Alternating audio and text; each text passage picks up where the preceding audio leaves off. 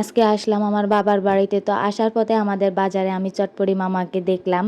তো আমি যখন 6 এ ভর্তি হয়েছি তখন থেকে আমাদের স্কুলের মাঝে উনি বসতো। তো উনি এই চটপটি বিক্রি করতো ৫ টাকা ১০ টাকায়। তো অনেক ভালো লাগতো খাইতে।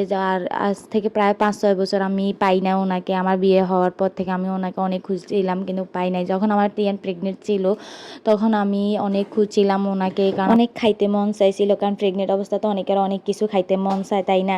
তো আমি আজকে হঠাৎ করে রিক্সা থেকে আমি ওনাকে দেখে আমার রিক্সাকে বললাম, দাঁড়ান কাকা, আমি একজনকে দেখলাম, আমি কিছু একটা নিব। তো উনি আমার জন্য দাঁড়াইছে। দাঁড়ানোর পর আমি ১০০ টাকা দিয়ে এই চটপটিগুলো নিলাম। তো আমি ওনাকে জিজ্ঞেস করলাম, মামা আপনি এতদিন কই ছিলেন? তো উনি আমাকে উত্তর দিছে উনি নাকি এই ব্যবসাটা ছেড়ে দিছে, অন্য ব্যবসাটা করতেছে, কারণ ওনার ওয়াইফ নাকি অনেক চিল্লাপাল্লা করতেছে, কারণ এই বুটগুলা নাকি ওনার সিদ্ধ করতে খুব কষ্ট হয়ে যায়। এই জন্য উনি নাকি এই কাজটা ছেড়ে দিছে। আর আজ ১ সপ্তাহ হয়েছে উনি আবার এই কাজটা ধরছে।